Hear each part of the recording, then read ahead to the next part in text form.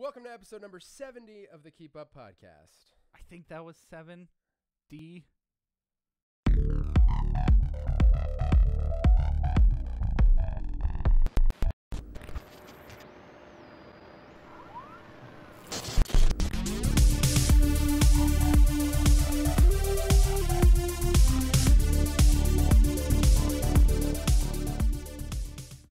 That's the intro line? That's the intro. Okay.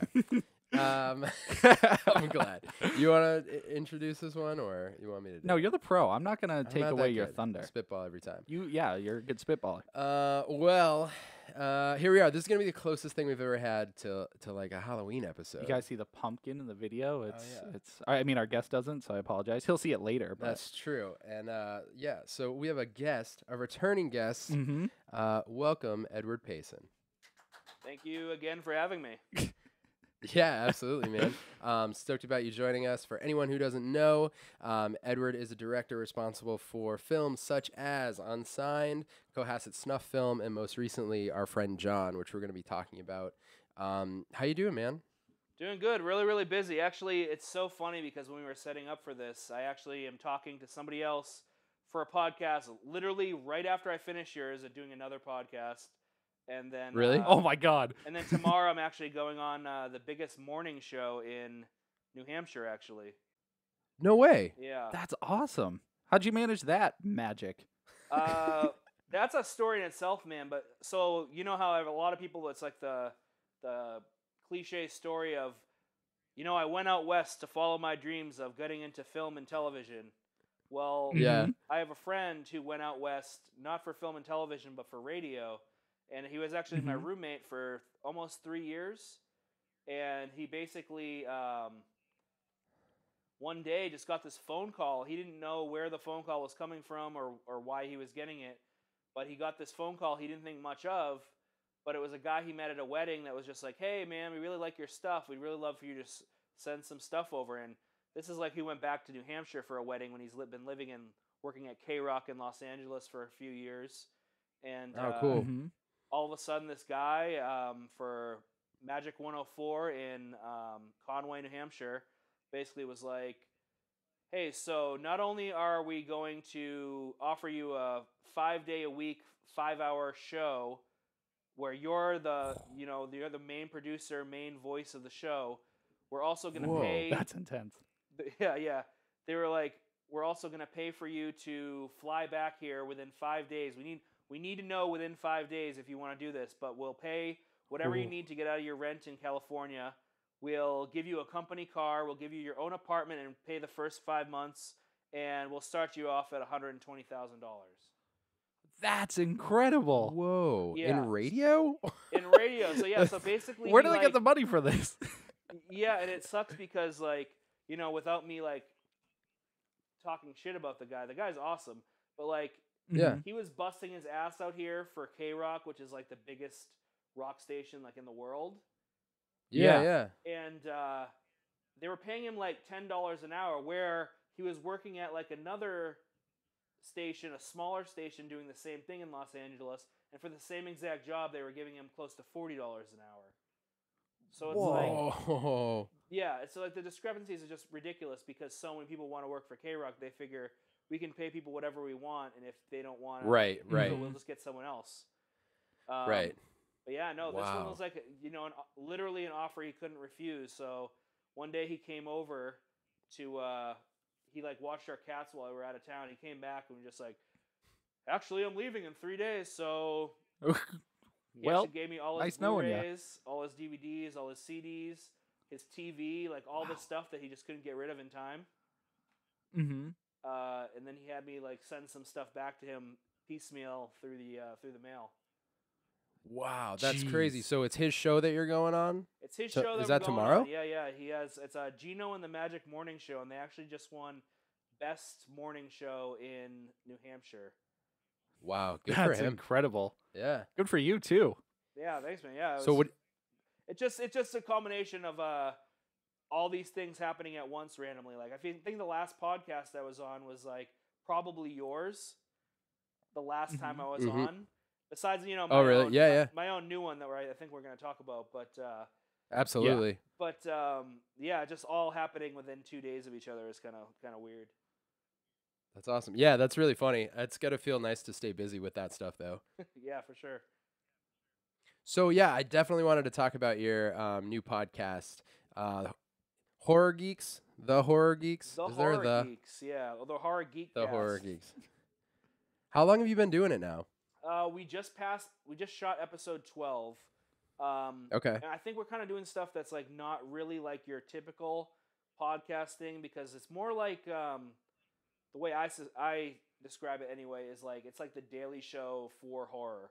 Whereas I totally agree. Yeah, it Yeah. feels like almost a variety show. Yeah. like we're not doing, a lot of people when they say like, oh, watch our podcast on YouTube, there's nothing wrong with it, but most people think like, okay, so they're just going to set up a camera and they're going to talk. But no, we actually have like skits and characters and reoccurring characters and different locations and weird stuff like that. So I think people have enjoyed it so far. We've got a lot of interest from some bigger companies, William Morris and stuff like that. We're interested in it, and we're seeing where that's going, because essentially where it started was a long time ago. Barry, kind of the person who made the whole thing up, a good friend of mine, we had a podcast called 1313 Blood Lane, which was essentially a horror podcast, but it was just audio. And then from that, he decided like, oh, visual medium is like a bigger thing, especially since I'm in film. Yeah. I didn't want to have like Right. a radio life or anything like that. So he decided to start this thing called the Geekcast. And I originally was supposed to be in the original cast of this. This was actually a half-hour TV show. Okay. That he already made a pilot for and stuff that you can see on our regular YouTube page. But basically, he wanted me to be a part of that. But I was actually shooting our friend Jon while he was doing that pilot. So for the longest time, I wasn't a part of it. I helped shoot a few different things, but I wasn't like in front of the camera. But then, just a few weeks ago, actually, like I want to say like a month and a half ago, he got in touch with me and was like, hey, do you want to actually be in front of the camera? Do you want to talk? Do you want to co-host? Do you want to do all this kind of stuff? And it's been like, full speed ahead ever since. That's so great. So it's you and how many other people are involved? So the main people, I'm not even one of the main hosts, honestly. I just I'm a reoccurring person. The main hosts are Barry Morgan and Andrew Marano. And basically, Okay. they are the Horror Geeks, but then it's kind of like we are like I come in and do a lot of like top 10s. I come in and do a lot of like what we call the bloody bonus, which is like half-hour conversations that are kind of on top of the regular podcast, where we like where we have like because our podcast is only a half hour, so it's on the short side as far as podcasts go. But Right. with our bloody bonuses, what we do is we expand upon whatever we talked about in that episode. So. Oh, okay. So, So like, it's like for it's a instance, side like- episode, a separate episode. Almost like a separate episode, yeah. I mean, it's just it's we have a Patreon as well, so we have people like subscribe to the Patreon for like $1 a month, and they get all the extra stuff like they get that. They get full like episodes that are just for Patreon subscribers and that kind of thing. Cool. So the last few episodes you can't see me really on YouTube, but the newest ones I'm actually prominently on YouTube, so that's pretty cool. Yeah, that's awesome. And we'll have links in the show notes and everything too for everyone to check those out. Does the Horror Geeks have its own YouTube channel, or what would people go to for that? Yeah, it's just youtube.com/thehorrorgeeks. Sweet. And every Tuesday we come out with a new episode, all completely different, and rather than like the current stuff that's happening, it's kind of tackling an entire genre. So like besides our Friday the 13th one that we just did, which was just specifically about Friday the 13th, we kind of do like religion and horror, then like explore like all the different cultures and how religion has kind of influenced horror. Or we do like werewolves, but then we go for like from like the beginning of werewolf films to like where werewolf films are going today, Oh, Yeah. that's so neat. That's really cool. It sounds super interesting because you can take a subject and just work your way through it, talk about all the different movies, like werewolves specifically, like Underworld, because they have lichens, and it's a really cool concept that we're gonna steal now. You can steal it if you want. I definitely like that it's variety because it's strange, but I feel like, or maybe it's not strange, but just the way that media's gone and stuff, I feel like podcasting's still relatively new, and it's kind of a conversation we've had before, but so it's still something that can be played with a lot. Like I think there's still a lot to be discovered about it, especially like in the visual aspect of it, vodcasting and whatnot. Yeah. Yeah, and So it's cool to see. Yeah, I totally agree. And Barry and all of us actually we're really influenced by, like, do you guys know who Lloyd Kaufman is? Sounds familiar, but I don't. All right. Off the top of my head, I don't know. So he's the head of Trauma, which made like the Toxic Avenger, Yep, okay. Poultrygeist, all those movies, and super like low budget director. But the thing that he did, which we think is genius, is before like the multi universes and all that kind of stuff. He's been doing that since like the early '80s. Like basically every Trauma film takes place in Traumaville, which is like a fake town he set up to be like an all-encompassing horror town.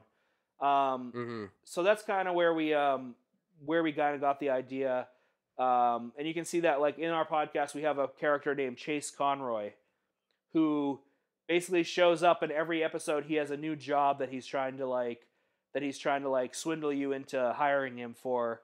And they're all horror related. Like in one episode, he's like a sex therapist, and he actually encounters a guy who has like a demon inside of him, and unbeknownst to him, he's like exorcising this demon from this person when he's supposed to be just having a sex therapist session.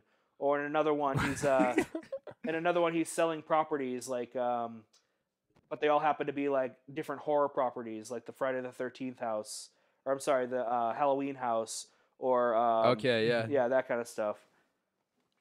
So what does production look like on like one episode of this? Because it sounds like a lot with the skits and everything. Mm-hmm. Yeah, we do 2 a day. 2 a day is just like what we've started to do now, just because. But we do every other week, 2 a day, and usually production starts at 9:30 a.m. and goes till about 3 to 5 p.m. Wow. Yeah, That's a but lot just to that put day, in. and then we take a week off, and then wait until the next week. Yeah, Mhm. that's good. Yeah. Are you doing the editing and whatnot as well?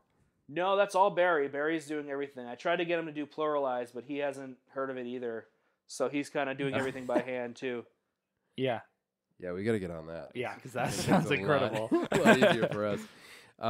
Yeah, that's cool. So everyone needs to go check out the Horror Geeks. I know I have some catching up to do. I've only scoped out a little bit of it, but it looks great, like visually. Yeah, and, like the what's like the quality of it. Yeah, Looks- exactly. Yeah. Like the quality and the fluidity of the episodes, like it's super engaging. And I like that it's a half hour. I mean, our podcasts are pretty long. Like, We just like to talk. Dude, I listen to your yeah. podcast all the time though. When I'm running, when I'm walking. really? Like, yeah. I appreciate it, man. I mean, it's funny because a lot of the podcasts I listen to are, between 1 and 2 hours. Mhm. I personally like them long because if Yeah. you're engaged with the people talking, then you're like, oh, I like hearing their voices. What are Yeah. they talking about this week? So I guess the difference is like when something's shorter and there's a ton of episodes you're trying to catch up on, you can like blast through. Oh them. yeah, it's 10 That's- times easier. It's like what I did with like Ash vs. Evil Dead, which I Mhm. still need. Have you watched Ash vs. Evil Dead at all, Edward?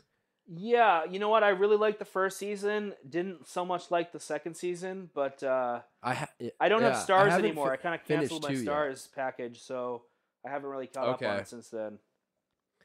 Yeah, I haven't finished season 2, but I loved season 1. I talked at length about it last year. I thought it was so funny, and they were just like so over the top with everything. Yeah. It was so good. So I'm trying to think. Tim, do you have anything before we go? We have a ton of movies to talk about. That's true. So I just have a quick, stupid question if you guys want to bear with me. Okay. Sure. All right. Well, if the guest is okay with it, I suppose. I'm we'll- totally yeah, fine with you it. know, I mean, okay. Tim just took his headphones off and walked away. I was like, "Where you go?" That's my stupid question.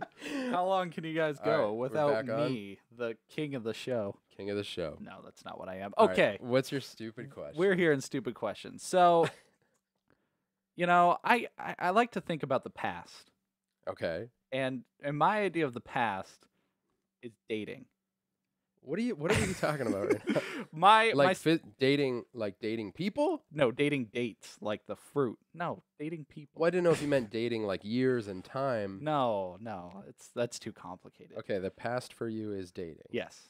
Well, because it's different now. I'm you barely know? following you. Because but- right now it's like internet dating and like you meet people over the Oh, I interwebs. see. And back in the day, you had to use these things called pickup lines. Okay. So my stupid question is, Yeah. do pickup lines still work nowadays? Ooh. Can you walk up to some random lady and be like, "Hey, baby, Is that- nice eyes"? That's not a pickup line. I didn't have one off the top of my head, but That's a great. I mean, I've been out of the game for a while. Yeah, same doesn't here. mean you still can't. Dude, I haven't dated since before what's it called? Tinder and all that kind of stuff came into the world. It seems like it'd be just like super Right. easy, honestly. Like you wouldn't need to have a pickup line anymore. Yeah. That's true because you have the connection through, like, for instance, Right, Tinder. You 'cause- just have the picture, and you're like, okay, I like him, I don't like him. Right. So- So you've used it, some, Yeah. but I'm the same, Edward. I haven't. None of that was ever a part of the game for me. Okay, so it was like, so this is like a this is like a mentoring set. So you guys, you guys, as older daters who have dated in the past, okay. what method did you use to get your ladies? What method? I mean, well, okay. I met Rachel just playing shows and stuff. I mean, we were just out, Uh-huh. and then we just became friends. And then Is that how it works? You become friends before you get That's- married? That was my story. That's but not how it there's- works nowadays. I mean, I don't know if we have time to go through the entire history of. Let's start when you were born. But Did you ever use a pickup line on her? I mean, Pickup line. Yeah, Brett went up to his lady now and was like, "Are you a beaver? 'Cause damn." That's excellent. that's a real good one. Did you use that one, Edward? That sounds perfect. No, I actually just heard it on a radio show literally yesterday, and I was like, "Oh, Well, that's it's pretty good. Nice." Good on them. I think That's I, a good- I think see, I they messed must- it up anyway. I think it's actually "Were your parents beavers because damn." Oh, Because that's they built they, the they lady. made it right. Let's not dissect it. I'm till just it has saying, no some oomph people anymore. don't know what beavers do. Right? Really? I don't know. That's. I mean, Yeah. That's ridiculous. yeah. So, well, Edward, Yeah. did you ever use one at all? Have Ever I in your ever life? used a pickup line? No. Mm-hmm. And the reason why is because even though I had, growing up, I was like a football player. Brett knew me. I think you knew my girl in high school too. Maybe. That's right. Yeah. But no, I never did because most of the time I would only go out with girls that were already interested in me first. I wouldn't be one to really Okay. pursue girls that only I was interested in because I didn't have that Mhm. much confidence, even though I was on the football team and all this. Right, you had all the right things, the right ticks on the chart. Yeah, What does I that mean, and mean? also, You know, football player. you say Oh, that, oh, I but see, I also see. like I until like the 6th grade, I was always like 60 pounds overweight, and then I had a growth spurt. I'm with you there. Then I had a growth spurt between like 6th grade and I want to say 11th grade where I had like an 8-pack and I didn't know how to deal with it. Jeez. It was like going from like driving like a minivan to like a Corvette or something like that. You're like, oh, What's going on? It's too much. you're like Too much constantly to handle. second guessing yourself and like, oh no, she's not gonna be interested in that. Yeah, there's no way. That's funny to think about, to go from each side of the spectrum of attractiveness. It's an interesting concept because, you have the confidence of someone who's like, like overweight or just doesn't have any luck with the ladies, to someone who like, Hey, look with the lady. hey, that's how I say it. I know it is. So that's very interesting to think that, like, even though you had the body, you still didn't have the that mind. mindset. Right. Yeah. Which I don't think I'd ever fall into that. I know I'm sexy now, but Right. there's yeah, more. yeah. There's a little more I could work on. Well, I think that's an always interesting. because you always feel like then that it's something better. Like when I graduated college and was out here, my confidence was at like an all-time high because I was kind of doing what I loved and you know, making movies and stuff. So I you know, like I had my own apartment and stuff like that. So I feel like I had something to offer. Whereas like, you know, you kind of I did anyway, like in high school and even in college, you'd like, what do I have to offer that the next person doesn't have to offer? And a lot of the times you can't answer that question. Sure. Right, because I mean you're still in high school. Like there's not much you can do. But like everyone's thinking that. Which I feel like you don't know until right until later, and you're like, I could have thing. said anything to that girl and nothing would have happened. You know? It's funny too because like I didn't realize it, but I think you just put it into words where I like wouldn't really pursue, like I wouldn't use pickup lines or anything because I didn't have that kind of confidence. It would be like we would be friends first, right? And then I'd be like, "Oh, I like you." Do you like me too? Or circle yes or no. Send her that nice letter. Yeah, I actually sent one of those once. A yes or no. Yeah, I was in like second grade, but I literally second grade. Yeah, but I really sent one. Wow, that's confidence, right? I think she circled yes. And then we like never talked. I was scared of that. Oh. In second grade, I sent a Valentine out, but one girl who I really liked in the second grade, I sent out 2 Valentines to, thinking like, she'll know that. Never heard a word from her. 2. Oh, come on, so man. Aw. That's heartbreaking. That's the clearest signal you can send in second grade is 2 Valentines. I may be able to top that. In second grade, everyone was supposed to get a partner, like a boy was supposed to partner with a girl to get to send a Valentine to each other. Whoa. I know, it was intense. That's advanced. I got paired with the teacher. So I got awesome stuff because she like she hooked it up. She brought like a whole thing of chocolate. I was like, deal. What? But it broke my heart because I was like, that's all I get was the teacher. Because I don't know if I was sick or you had to pick your like partner to send it to or whatever. I don't remember how the situation was, but yeah, I was a little upset. So you got paired with the teacher. Yeah. So but it wasn't like that's a dream for some people. Well, but I was gonna say, like some people, that's a thing. Yeah, but she was like 80, and and I was in second grade, so she was probably only 20. But right, yeah, you know, sure she could have been 80. She could have been. What was that? Second grade. Second grade. Okay. You can ask Omar. He knows.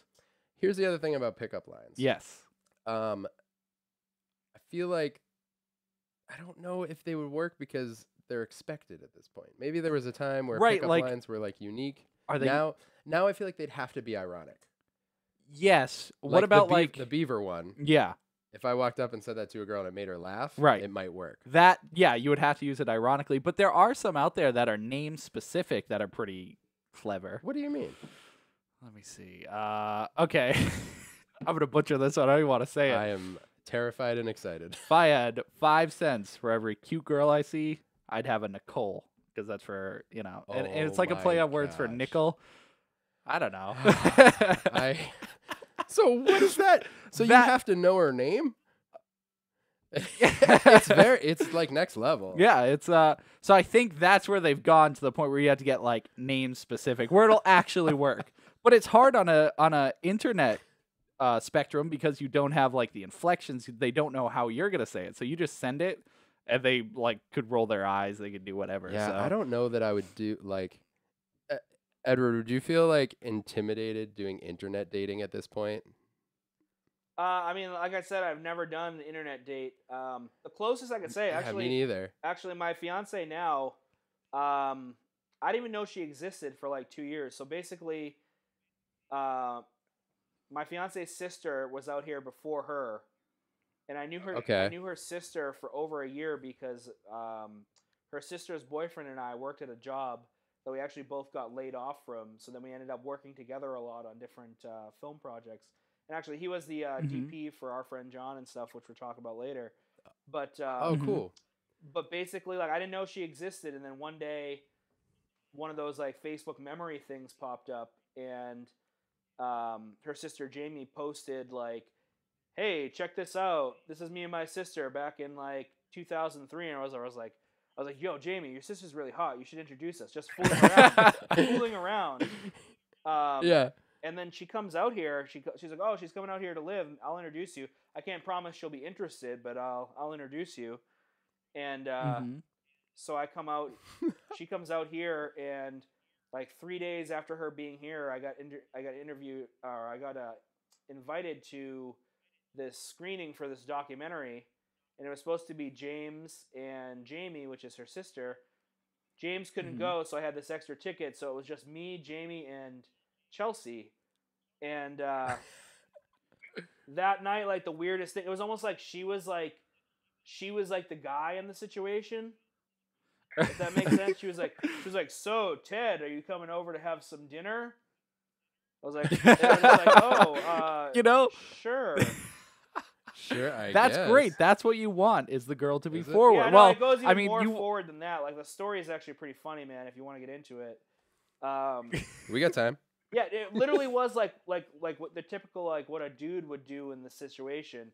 So our first actual date ended up being like 2 weeks later, after she had already stood me up for what was supposed to be our first date.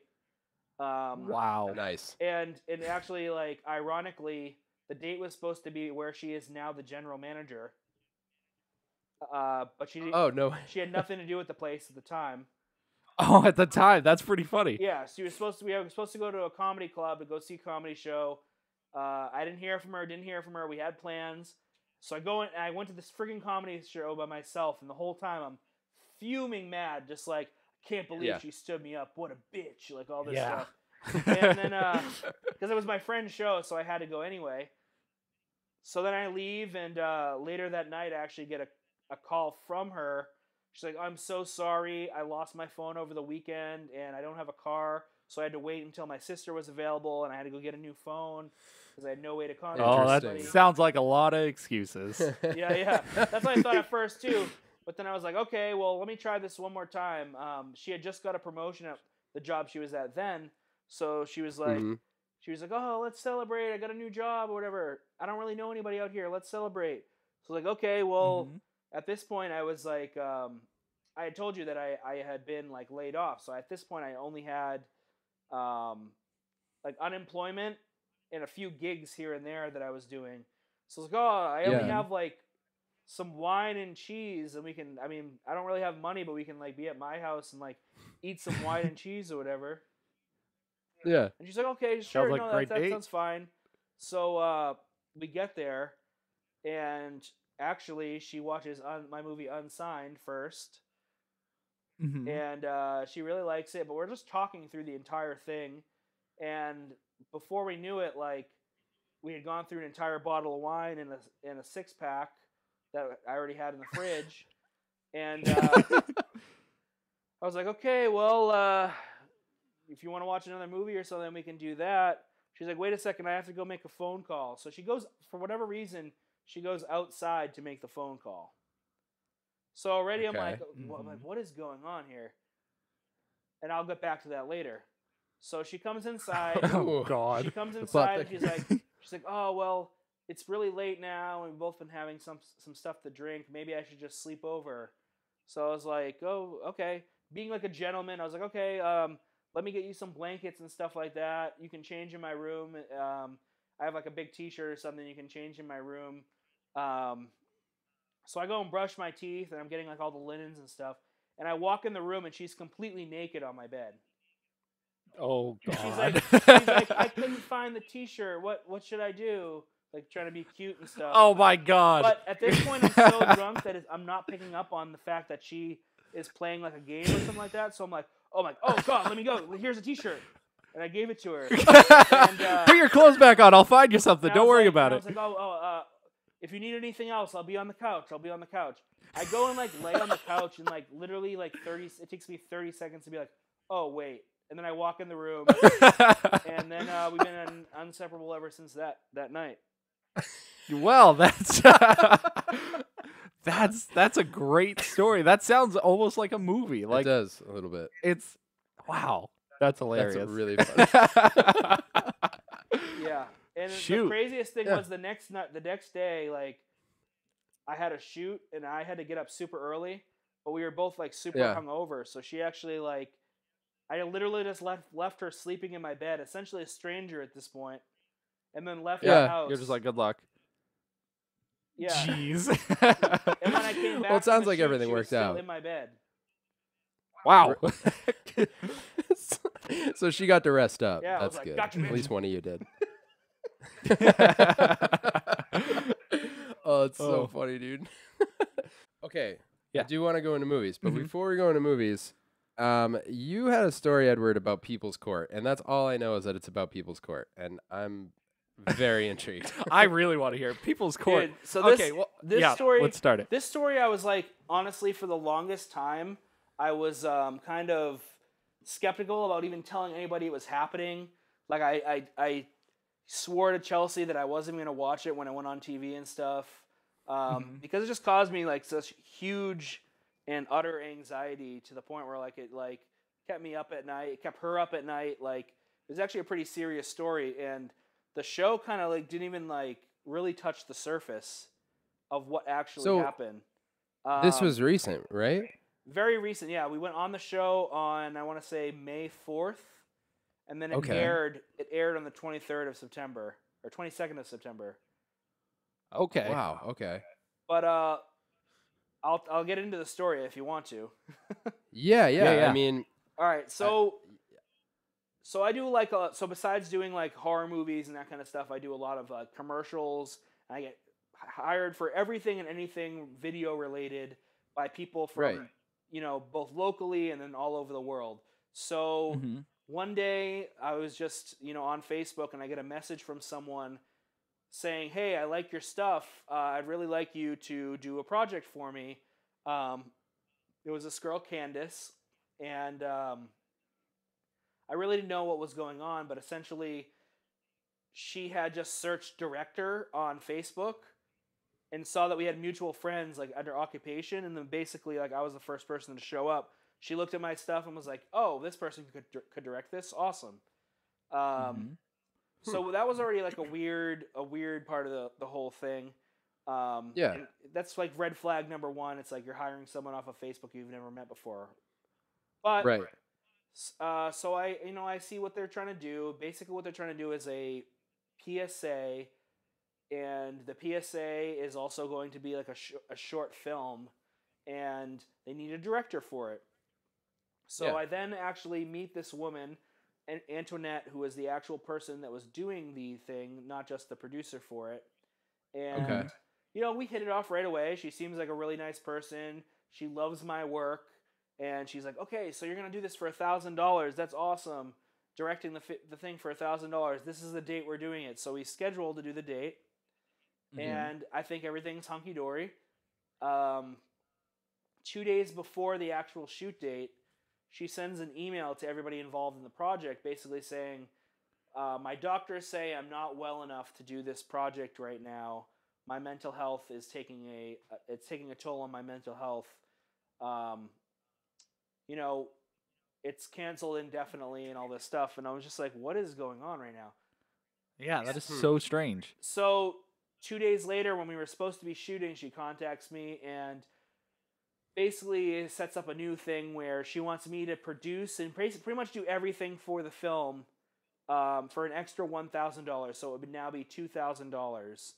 And that would just make it so she just has to act, doesn't have to worry about hiring actors, doesn't have to worry about like the scheduling, doesn't have to worry about ADing, anything like that. So I was like, sure, yeah, no, I'll do that for sure.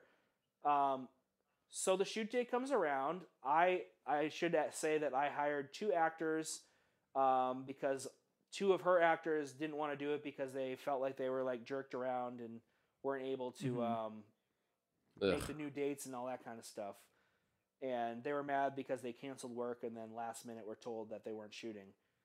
Right, for the original shoot date? Yeah, for the original one, I guess like a few of the people weren't told until the morning of that we weren't shooting. It sounds like a mess already. Yeah, so anyway, so that should have been like the whole mental health thing should have been like red flag number 2. But me being like, oh, she's paying me money. She's already given me a down payment. I need to do this project. I was like, I'm going to make this project the best it can be. So we shoot the project, and while we're shooting it, she's saying like, "Edward, I saw all your stuff. It's so good. Like, you're gonna be the only director I use from now on. Like, I hope you can do some stuff for my reel. I hope you can work on my next project. Can you That do all more sounds good. Yeah, it all sounds good. She's like, can you do more than one project at once? I'd love to get talking about this other project. And then the weirdness starts to happen. So we finish the project. Everybody's in super high spirits. I take a week and edit the project, send it to her.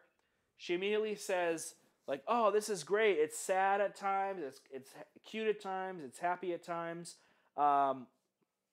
If you know of any film festivals you'd like to submit to, let me know. I want to send it to a bunch of PSA festivals and that kind of stuff. I was like, oh, no, I mean, that's great. I'd love, like, if the thing's ready to go, do you mind if I post it on Facebook for people to see? And or on social media for people to see? And she's like, yeah, please go ahead right away. So, I thought everything was, like, good to go. Literally that same night, I get this very strange email at, like, 5:30 in the morning. And it's just, like, supposedly, and I'm doing air quotes. You can't see me on your side, but I'm doing air quotes. Supposedly for her lawyer, that says, like, before I send Edward the demand letter, I'm going to get an accounting of everything that he spent money on before I get all my money back. And what the heck? Whoa. Yeah, I'm thinking That's, to myself, like, I'm like, creepy. what is going on here? Like, what could she possibly think is going on here? I think it's a misunderstanding, or maybe it's another Edward, maybe it's the wrong person. Like, I don't know what's going on. So Right. I send her an email back, very, very nice, saying, hey, so what is going on here? I think you were meant to send this to somebody named Peter or something like that, but is there a problem with the project? She's like, there's no problem if you can tell me what you did with $1,300 of my money. And I'm like, what? What? The contract is that I get paid $2,000. What are you talking about?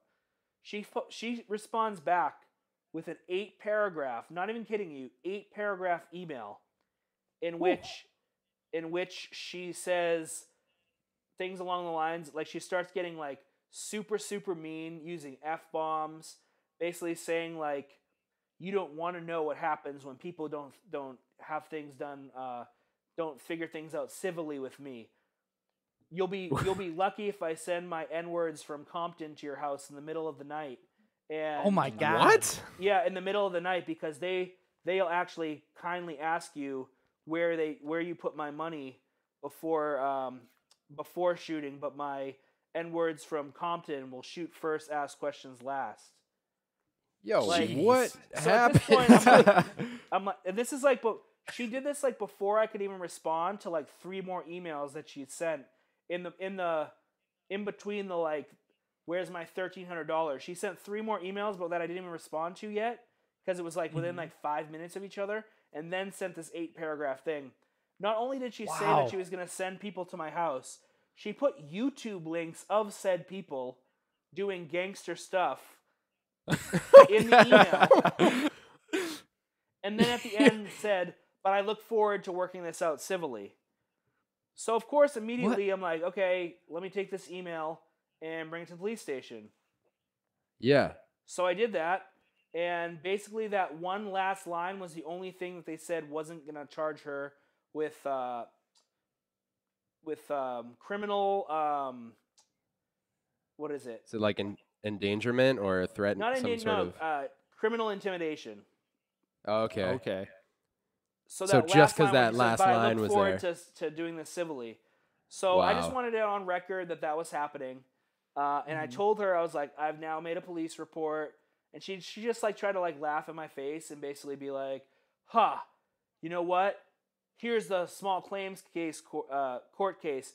Here's where I reported you to the DGA, the Directors Guild of America. Here's where I reported you to Facebook. Here's where I reported you to Yelp." All this different stuff. Oh my God. That's crazy. And so I see that she actually has a court date. And not only is there a court date, the court date now says that she's going after $1,800. Some arbitrary number, no reason for any of this, like $1,800, right? Yeah. What the heck? So I think she thought she'd, like, call my bluff. And I was like, all right, we're going to court. I have a contract. I have everything. We're going to court. Yeah.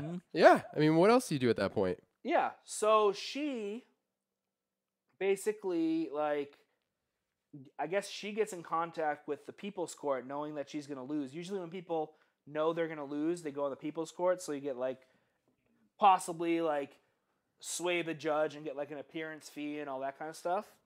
Right. Yeah. They kind of, I had a friend who went on, I think it was like Judge Judy or something, and they pay out something to both parties in some cases. Like, they kind of this one they evens don't out. do that. This is actually one of Yeah. the cheaper of the things. They do fly you out there because it's all the way in Connecticut.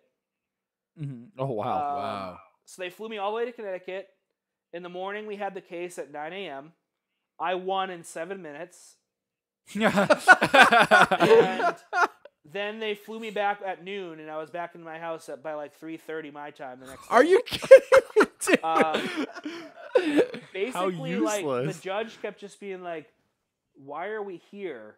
She tried Right. To say, It's like, she tried to say that, like, I didn't edit the project good, but she never mentioned anything bad with the editing and never anywhere, like, said anything about the editing to me. Yeah, I mean, didn't and you then have tried like to say, positive like- correspondence? Then tried to say, like, I owed her money because she gave me full control on the contract over the project. Right. And then tried to say, like, I didn't like what he did with full control. It's like, lady, you can't give him full control and then be mad about it. Then charge him money for taking full But she control. tried to be like, the actors didn't get paid and all this stuff. And the judge was like, when was the last time you talked to the actors? And she was like, about a month and a half ago. And I had, like, all the receipts of the actors being paid. And then at the end, you know how you do the walkout, and they're like, do you think this is fair and all this stuff? Oh, yeah, yeah. During that thing, she said she didn't even watch the film. what? Wow. I want to see this She episode said, real well, I bad. didn't watch Seriously. it. Well, I didn't watch it. What? What?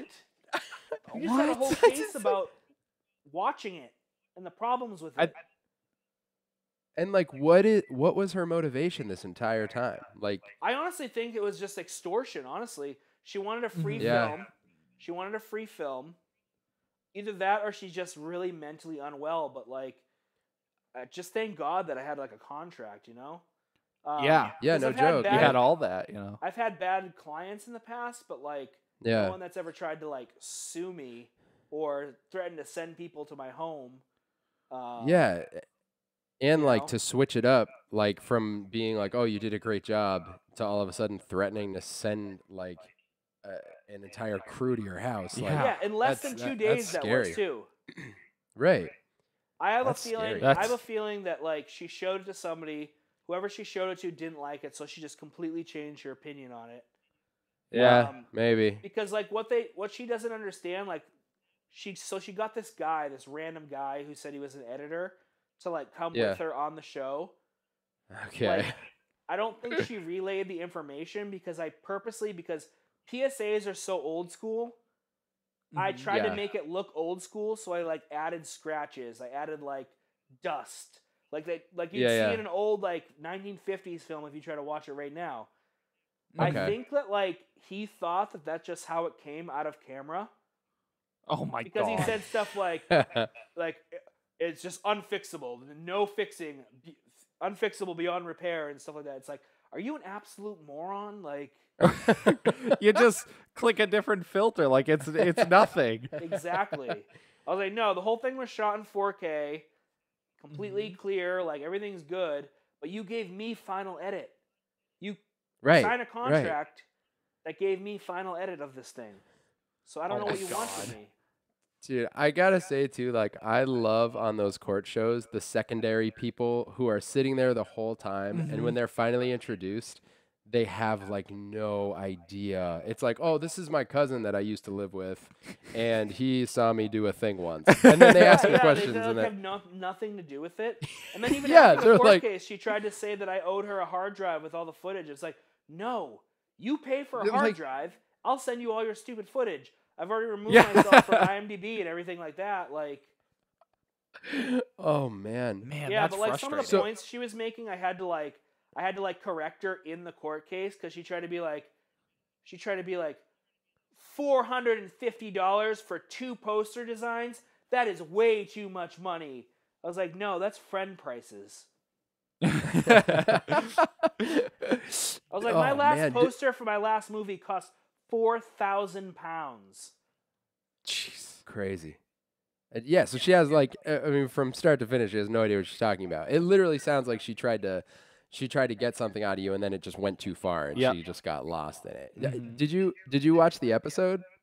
Yeah, I ended up watching the episode, and again, like it just gave me like such anxiety because it was like all I was thinking about for the longest time. This lady was emailing me like before the thing started. She was emailing me multiple times a day, multiple times a week. Man, That's scary, dude. Like, yeah. yeah. is she gone now? Like, Yeah, is she left you alone since out of the then. picture? Dude, so as of 3 weeks ago, she had some like flunky of hers email me and try to get a hard drive with all the footage. I was like, if you send me a hard drive, I will put the stuff on it and send it to you, no questions asked. But I'm not buying a hard drive with the money that was supposed to be mine to send you something that I'm no longer a part of because I had to, remove myself from it because you took me to court and lost. Mhm. Right. I'm not like a Wow. monster. Like it's a project. At the end of the day, I got paid for the project, but the project, like, I'm going strictly by the contract where you gave me final cut. Like, I don't know what you're gonna do with this thing. If you're gonna have that idiot who you brought to court edit it, like, it's definitely not gonna be good. Right. Seriously. Oh, man. I really want to see that episode. Yeah. Is it on You YouTube you or? probably can on YouTube if you look up People's Court, September 22nd, I believe. Oh yeah, we have the date. I'm writing You it can down. probably, Yeah. you I can gotta probably find see it. it. Dude, They I'm take it sorry that down was such all a the time, though, disaster so for if you. you find one, you have to watch it quick. So did they covered everything for you? Like, was it for $2,000 that you won? So I already had Like, been was it- paid. That's the thing. I had already been paid. Oh, that's right. Okay. So then I got a $250 on top of that from the show, and she got nothing. That's excellent. All's well that ends well. Yep. That's great. But dude, I totally thought that I was like being set up to lose because when you go there, they make it like super weird. Like they rush you in with like umbrellas surrounding you so no one can see who you are, and they put Really? like all the defendants of the day's shows in one room, which is like 3 different cases. And then they put all the people, all the prosecution on the other side, and they put me in there with like 2 of the other people were like people with face tattoos from Florida, Okay. straight up like gang tattoos on their foreheads and stuff. Oh man. And so the you were first just thing in one person says, first thing someone says is, "Motherfucker, I don't care if I win or lose. I just want to get that bitch's autograph." Talking about the judge. Oh my god. Yeah. Holy crap. To each his own. We all have our own motivations. Yeah. As long as he gets that autograph. Shoot, that's incredible. Yeah, that did not sound like you were on the right side of things. Yeah. I was like, oh my God, they're setting me up. So great. Crap, that's hilarious. That's so good. You guys want to go into movies? Yeah. Ooh, let's go to the movies. I'm glad you're consistent. Consistency is. Yeah, that's right. Yeah, that's Okay, right. You ready? Oh, girl, was I born ready? Yeah. All right. Okay. All right. We got a bunch of stuff to talk about in movies, so let's do that. Oh, guess we don't have a bunch of stuff to talk about in movies. No, I mean we do. Oh, okay. Oh no, brown. Oh no, brown out. Oh no, brown out. Okay. The arsonist has oddly shaped feet. That's an interesting sentence. How about the brown fox jumped over the... There's one that has every letter in the alphabet. What? It's like the brown fox jumped over the lazy Susan? log or something. What are you talking about? I've never heard of that. There's a sentence that has every letter of the English alphabet in it. And that's... I don't know if it's like the brown fox jumped over the lazy log. I mean, I don't know. The brown fox jumped over the lazy log. I don't know if that's it, but it uses all the letters. I hate this sentence.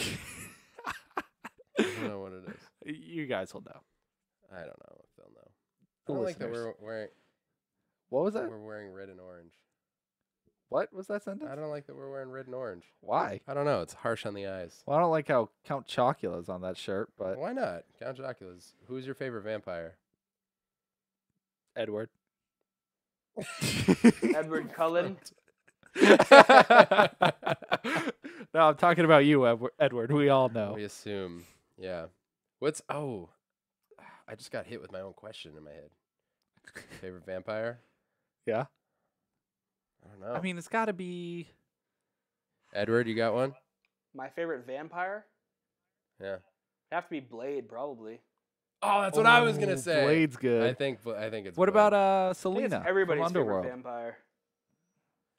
Well, he's half vampire, It's isn't not he? Selena. What's her name? I think it's Celine Selena is Celine. from Underworld. Yeah. Selena's like the singer. I don't think her name. That a would be an vampire interesting as well. movie.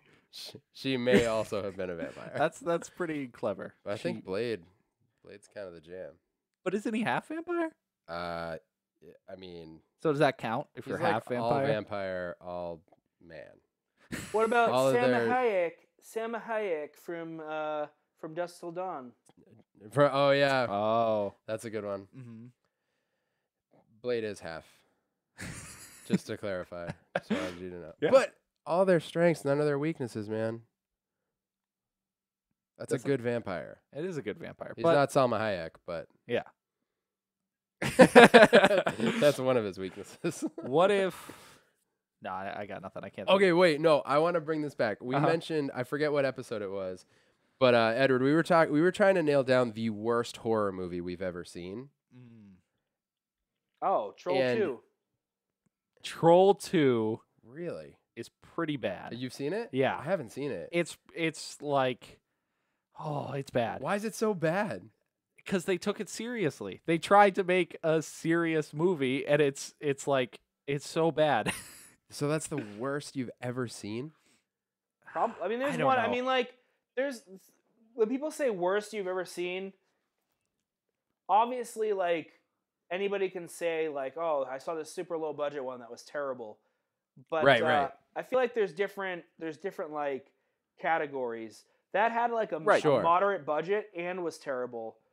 Whereas Right. like It wasn't like a B horror. Like, it wasn't trying to be Right. a goofy horror movie. Yeah, I guess what I mean is like there are movies that are bad, but you can enjoy watching them. Yeah. But like, I think mine is House of the Dead.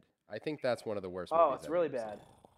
It is so bad, and Mhm. it was the kind of bad where like like at the end of it, I was mad at myself for watching it. That you sat all Like, the I way was through it. I was mad at the director. I was Mhm. mad at everyone involved. I was mad at every scene that I saw like 3 times because they just kept playing them over and over again. There's probably like 20 minutes worth of footage in that hour-and-a-half movie. Yeah. It drives me New crazy. footage, anyways. You've so you bad. know who the director is, right? Is that Uwe Boll? Yeah. Yeah. Oh, okay. Well, that yeah. I I mean, mean he's that. known as the worst director of all time, so it's Yeah. with good reason. Right. Absolutely. I can't understand his career, or like, I don't know anything about him as a person. I remember he tried to fight, like box. Was it producers or directors or something? What? It was He, critics. like, they were critics, yeah. of his movies. And he You- used to be you a wanted to professional fight them? boxer. No way. Mm-hmm. So he challenged them to fight and be like, "No, my movies are good. Let's duke it out." So that's the thing, and I kind of feel bad saying this about another man's work, but it's like, does he think they're good? No, I doubt it. that's the thing. He doesn't. He said that he found a loophole. Like the movie The Producers, where they like found a loophole if they make a flop, they can make more money. He found that Yeah. loophole, And he's just and he's living just the dream. exploiting it over and over and over again. Wow, it is insane, man. It's Like, crazy the licenses he gets though. that's Like that's the thing that blows my mind. like Alone in the Dark, he did. Blood Rain. Oh my God, he did. Blood do Rain was so. Rain. Yeah. Blood Rain was literally worse than like a softcore porn. Acting. I don't even think I saw it. No, I didn't. I saw Alone in the Dark. It's atrocious. Yeah, that's And, like um, abysmal. But House of the Dead is like, I can't believe it exists. Mm-hmm. And He just puts I- like mostly video game footage throughout the movie. What's that? He just like puts video game footage throughout the movie. Yeah. Yeah. Every transition is like a transition from the game, and then there's just this montage sequence that just blows my mind. I can't believe it's real. It's just like it's literally like 15 scenes, like cut shots edited together faster and faster for like 15 minutes. Why? It's I don't know, just to take up space. It's like it's so bad. Mm-hmm. So I think that's the worst horror movie I've ever seen. Yeah, I gotta think about it, man. I mean, I've seen a lot of low budget films that were bad, but dude, someone who I can definitely say who I thought had some really bad movies was M. Night Shyamalan, but he's kind of redeemed himself at this point. Oh my God, he came back. He came back pretty hard. Yeah. Oh, punched the headphones. Yeah, punch the headphones. Yeah, I can't. His like middle portion, like. Sixth Sense, like his early stuff, Signs, really good, and then he has this like middle portion. That's not middle. What? Oh, okay. Well, Signs is like right at the end, I think, because then at the end of the beginning. What? Yeah. Okay, let me ask you both this: how did you feel about The Village? A lot of people are torn on The Village. The Village, I didn't mind, man. It was okay. I didn't either. I thought atmospherically it was really cool. Mm-hmm. And it had like this creepy vibe about it. I did not like that one, but I feel like that's where the audience started tearing into. Yeah, that's really it. And then what was the next one? The Happening? That was the one. Horrible. Which is funny because I remember enjoying it. I saw it in the theater, but then again, I was younger at that point and I didn't appreciate film like I do now. But I think you guys can chime in on this, but I think that's when people started being like, okay, the twists are getting stupid. Yeah, I remember hearing that at the Village. Like people were like, "It's a gimmick at this point." That one, it was, but I still felt like that one was pretty cool. It was cool. It was really neat because, I mean, I don't want to spoil it, but it's super interesting. But then Airbender happened. And I actually never saw that. Oh, you didn't? Well, I saw the original series. I didn't want to taint anything else. So. Did you see it, Edward? Airbender, no, but I heard just horrible things. But I did see the one with Will Smith, which was just horrible. Oh, After Earth, I think was the name of that one. Yeah, I didn't see that. I skipped that one too. I heard that one was bad. Oh, that was Shyamalan too. Mm-hmm. That's right. But they like didn't really put his name on it. They were trying to like keep him in the shadows. I totally forgot about that. It became a non-selling point. Mm-hmm. Yeah, man, he did have a rough patch there, huh? Yep. I literally forgot that had anything to do with Lady in the Water. Airbender. Oh, see, I get Brett likes that one. I really like Lady in the Water. But like. No, I haven't seen it in a long time, but I really liked it when I saw it. I love Bryce Dallas Howard. I thought like the story aspect of it was cool, but that's another one that I know some people liked it. A lot of people were like, ugh. Yeah, get it out of here. He did Devil too, right? Oh, the elevator one. The elevator one. Oh yeah. I never saw that one. How was that? If he directed or just produced it. Yeah, I know his name's on there somewhere. I think that one. I remember seeing that one and it was okay. It definitely wasn't the caliber of like Signs or anything like that. But it was. I don't know. I wonder when that was. 2008. In his run. Saying. Yeah. I don't know. Well, around that time. Around that time. I was definitely like. It was definitely around the early 2000s. Yeah. Yeah, and now his big comebacks. I mean, was the Visit his first return? I think so. I think that was definitely After Earth. Yeah. Yeah, The Visit I don't think was that good, but then Split was pretty awesome. Oh, you didn't like The Visit? You liked Split? Yeah, The Visit just seemed like the Visit's in like most comedy sections, but I don't think he meant for it to be comedic. Yeah, I guess that's one thing. Tonally, it's kind of all over the place. That's true. That the kid, the boy, that's he was the main thing. He was like hilarious throughout the whole thing. But. Yeah, I will say what he did. I think he redeemed his twist in that one. Yeah. I don't know what I was expecting, but I think I did enjoy that. And then Split was just good, start to finish. Yeah, that one was just fantastic. Yeah, the like performance in that movie is mind-boggling. Mm-hmm. It's so good. I'm glad that he's coming back. Yeah, I am, because I feel like he's obviously a talented dude. Yeah, he just had a rough patch. A really rough patch, like so rough. So I wanted to talk about this because I felt dumb. But on Friday the 13th, we went and saw Friday the 13th. Well, that's not dumb at all. That's not dumb. The dumb part is I don't know if I forgot or if I never knew who the killer was in that movie. That's incredible that you didn't know at the time. I don't think, like, I barely remembered it. I mean, I feel like we saw a good amount of horror movies as kids. Way more than we should have. Edward, I know you did too. Yeah. But some of them I think I have in my head, but then we went, Chunky's did a showing of it on that Friday, and it was awesome. Yeah. But I was actually like, oh, I don't know if I knew that. And I felt pretty dumb. Man, I mean, yeah, the thing I noticed, I knew about it. I knew, spoiler alert. Yeah, I mean, we can probably discuss it, right? I knew that it was, Jason's mother. Dude, not that part. Oh, yeah, that Kevin Bacon was in it. Just kidding. Sorry, I didn't mean to spoil that either. Yo, Kevin Bacon looks pretty good in that movie. Was that before or after Footloose? I think it's his first movie, Footloose. man. That was his first? Yeah, I think, and then Johnny Depp's first movie was A Nightmare on Elm Street. That's right. Which is always funny to see Dude, him it's in so that. funny, yeah. Jennifer Aniston's first is Leprechaun. Who's that? Jennifer Aniston's first is Leprechaun. That's right. Her first movie was Leprechaun? Yeah, dude. I know she was in it. I didn't know that was her first. That's how you break in. You need to do horror movies. That's easy. That's I'll be in Grudge 5. I'm sure they're working on it. Yeah. I will say, like, Friday the 13th was pretty enjoyable because it almost felt like a first viewing to me. Yeah, I definitely. Honestly, don't remember the last time I saw it. I've watched it recently, and Mom's had it on TV 100 times. So Yeah. I've seen it like 50 times this October, but Have you? I've seen it a lot more than I planned on. I trusted that 50 for a second. Yeah, it's probably true. Edward, you guys just did a whole episode on it. Do you watch it like yearly or anything? Honestly, it's funny because Chelsea hates slasher films. And Does if you she? look at Facebook right now, I put that she calls slasher films shitty titty films. Shitty titty films. That's a good name. So That's a she's good like name. super mad because like I'm doing the whole 31 days of horror movies thing for Halloween month. And Yeah. right now all the Friday the 13th are like saved in our like saved like DVR movies to watch over and over. And then like a bunch of the like I don't really like the Halloween franchise, so like 4 of the Halloween franchise are in there. And then I have like Nightmare on Elm Street and like all this stuff. And she's like, "Oh, you just have all these shitty titty movies all over our DVR." That is one thing that we laughed about watching Friday the 13th. Like, they play Strip Monopoly. It's pouring outside.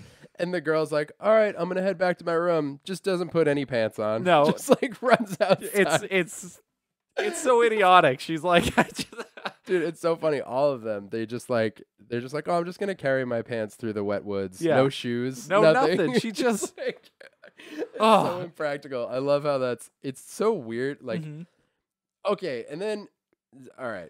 You're jumping all over the place. I am, because like I wanted to bring you in on this conversation, Edward. Like, we were talking the other day about there's some weird connection between comedy and horror, and I don't understand what that is. Is it just like some, I don't know. Sometimes it's just funny because it's funny. Sometimes it's meant to be funny. You know, like you have an Evil Dead 2 kind of thing, Right. But like, what is that connection? Is it just because it's so out there? Like, I mean, I think it's just you can't just have straight suspense or like gratuitous murder because then it doesn't give people a chance to like, you know, like reset. You got to give them a way to reset, and you got to get them like to forget about the last scare so then they can be kind of scared for the next scare. Oh, so like That's keeps them tense the whole time, so they won't have as much of a reaction the next scare. won't have as much. Well, like if it's scary continuously. Kind of like the opposite of that. So like when you put a happy moment or like a comedic moment after a scare, you kind of let people settle down, and then like if you keep having happy / like comedic moments, like people get into a different mindset. They're no longer thinking about the last scare, and then when the next scare comes, you can scare them with it. Right. Okay. Rather than them seeing Okay. it coming. Yeah. It's just funny to see that mix, like When they blend. the extreme of horror, the like extreme of happiness of like a happy scene. You're like, why are these two in the same Yeah. film? But that makes perfect sense to to give them a moment to breathe, to relax until the next scene. And then there are the times where they converge, like in Cabin in the Woods, Where it's just like horror comedy the entire time. and I love that movie. Dude. That's a classic, a modern classic. Are you a Joss Whedon fan, Edward? I mean, no, I really didn't like Buffy the Vampire Slayer as much as everybody else did. Yeah. You know, I liked his work with the Avengers, but I just haven't seen enough of his work to have a definitive answer on if I like him or not. His wife's really nice. I have a story about that. Yeah? Have at it. You got all kinds of stories. I like it. One time, right after I broke up with my girlfriend, it was my birthday, like 14 days later, and I was working at this shitty place in Santa Monica, and my friend Justin, who also worked there, decided to take us out to this random place he heard of. It's like almost like a New England house, but it's a club. Okay. Oh, in the middle of Santa Monica, and like the basement is like where they have like music playing, and like there's bars on every floor, but it's like literally set up like a New England house with like just like like you'd walk into a house and there'd be like a living room and then like a kitchen and stuff. That's all there, except it's a club. That's so interesting. That is, yeah, it sounds pretty cool. So we go to this place, and my friend just happens to be wearing a Firefly shirt, and we're just hanging out. We've had like 2 drinks or whatever. Then all of a sudden, this older woman, probably around like in her like late 30s, early 40s, just says, "Hey, nice shirt," to my friend, and we were like, "Oh, cool, thanks." She likes Firefly. Yeah.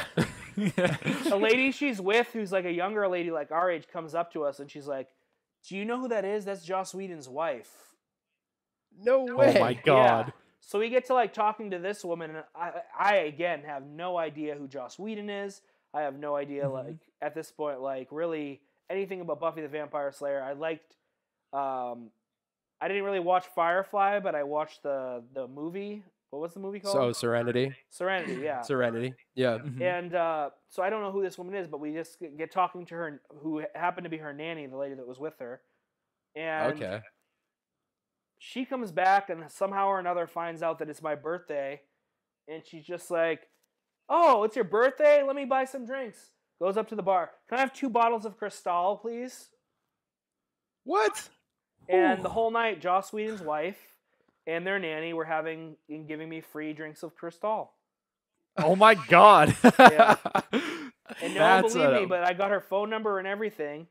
And then 2 months after that job is when I went to Florida to shoot a film, and my phone was stolen, and all the phone numbers and everything that I had saved in the phone from the last 7 months was destroyed. No. Yeah. So like I only had like 7 months prior everybody's numbers and all that kind of stuff. Dude, Jeez. that story turned into a tragedy. That is so upsetting, because just, at any point you could have called her up and be like, "Hey, how's your husband doing?" Which is a weird question to ask. Maybe not. The next day, like, it was really strange because, like, I told people the story. Even the dude that was there, but my friend that was there was like, "Dude, like, I thought you were going to fuck Joss Whedon's wife." It is kind of strange that she was there without him. Maybe they're just good people. Well, she was just there with her nice girlfriend people. or whatever. Just hanging out. But like she was like super drunk by the end of the night, obviously, like just giving us tons of Cristal and stuff, having fun with her friend. But no, I asked her because I was doing a series for that place that I was working, where it was like how-to videos type of stuff. Yeah, and we were doing like a mentor series, so we were gonna have Joss Whedon come in and like just do an Ask Me Anything type of thing. Because we had just had like Sam Harris, who's like huge. We had Elon Musk. We had all these people. I was like, "Oh, Joss Whedon would definitely do it if he knows that we got these people." Yeah, right. So we were going to, and then that's when everybody got laid off, and that's when I lost my phone and everything. So. Well, so close. If you ever and if you ever run into her again, you can be like, "Hey, remember my birthday? My birthday party you threw me?" That's great. That's amazing. So I don't know. Did you have anything in movies that you wanted to talk about? Unsigned. Okay. Ah. Yeah, we should talk about that. I know a lot Edward, about have that you heard of movie. it? Yeah, I hear you're a fan. So, Yeah, it yeah. So kinda I finally sucks, got. honestly. I know a lot about it, but yeah, it sucks. I'm glad. No, it's good to have someone who can talk about the movie very well. Give a balanced opinion. Right. Right. So I finally got the chance to watch it. I watched it last night, and I really enjoyed it. Yeah. I did. I was, yes. Thank you for creating such a great documentary. I appreciated it. Thank you. So, anyways, it was hard for me at first because I'm not into like the music scene at all. Mhm. So I was like, I'm not I either. was like, oh, not at all. No. It totally felt like you were into it. So. That's cool. That's interesting. That's really cool because I feel like to make well, maybe not to make a documentary, but you would have like a major interest in it to be able to make it well, anyways. Because but that's super interesting. So I mean, I don't know what else to say other than it was really awesome. Like, what was your whole process? Like, why did you want to make that over anything else? Well, at that time in my life, we made it a few years ago, and basically what happened was the reason why it came out recently is because we originally had a distributor, but then that distributor went bankrupt. So the movie was just kind of in limbo for a long time because it wasn't a new release. So like we couldn't get a new distributor, and then like it was too like the subject matter, everything took place in 2010, so it was like we couldn't release it as a new release, and we couldn't get a distributor because it was not a new release.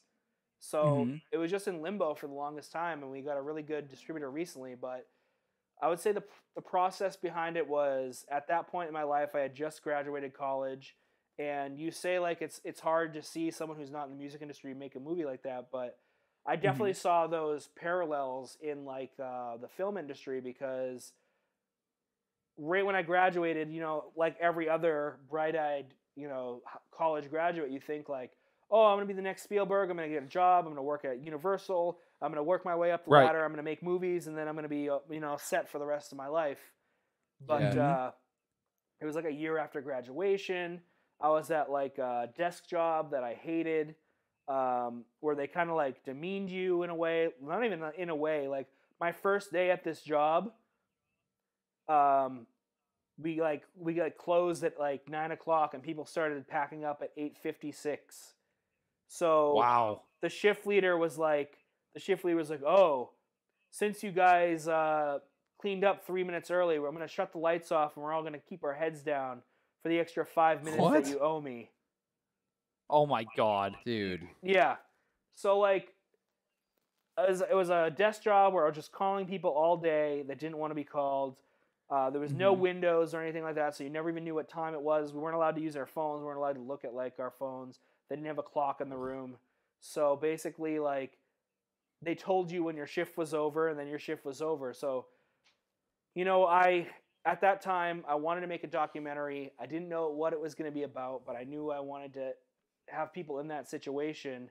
And rather than telling something about film, I found people that were in the same situation, like, we're living the 9-to-5 desk job thing and wanted to go to the next level, but either didn't know how, or either like were in the process of doing that and doing everything they could to make that happen. So that's where I met all these bands. I put a Craigslist ad out looking for bands, and I got like 137 responses.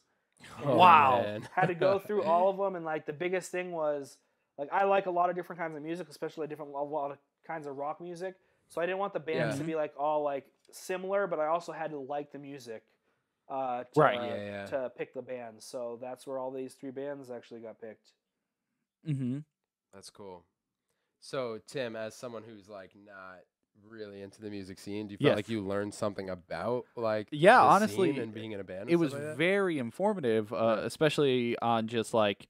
And it's funny because I've seen you go through similar things where that's like where I come from. Yeah, so, to me, and it's funny because I saw a lot of parallels where they're just like trying to start up, they're getting new band members, they're losing band members, and it was super interesting because not only did you like, it's not just 3 bands, it's like a band starting up, a pretty established band, and then this like I would call him like a solo guy. Like he has a band, but it focused more on him. What was his name again? It was Paul. Yes, yeah. I really liked his music. Yeah, so it was interesting to see all these different perspectives on people trying to get signed, trying to get big. And yeah, it just made me think a lot about you, Brett, because you've been in and out of bands all over the place. And so I feel like you'll really enjoy it. I know you haven't had a chance to watch it yet. I haven't yet. But I think it'll like apply to you a lot, you know? I love the concept of it because it's like, I mean, like even Edward, like you were saying, seeing the parallels, it's like a particular journey that so many people go on, but everybody experiences it a little bit differently, you know? Like, so even like starting a band, like I just started a new band with some friends at the end of last year, and it felt so weird because we had all been in bands that lasted for like years and years and years. So that's one experience, being in a band that's like been together for a while, you're hoping something happens, you put out music, that kind of thing. And then you start a band, and it's like you've started a band before, but now you're later in life, and perspectives change, and everything's different. And like, so I don't know, it's kind of like a concept that's just always living and breathing because so many people can relate to it. Yeah. So where did you watch it on? It's on Amazon? Yeah, Amazon. Okay. Is that on Prime it yet? Video, you know. What's that? You didn't watch it yet, Brett? I haven't seen it yet. No, that's all right. You've only no, had a it's year not. since the last time we talked. I know, dude. It's so I'm pretty bad too. I watched it last night. You know what the worst thing is? I just need to put the Amazon app like on my iPad. I know. I've never signed in because I don't watch anything on it. I'm so bad. I know. One second. I'm gonna change the card out on this camera. Yeah, go ahead. Okay, so speaking of movies of yours that I haven't seen yet, I also have not yet seen Our Friend Jon, but I really want to talk about it.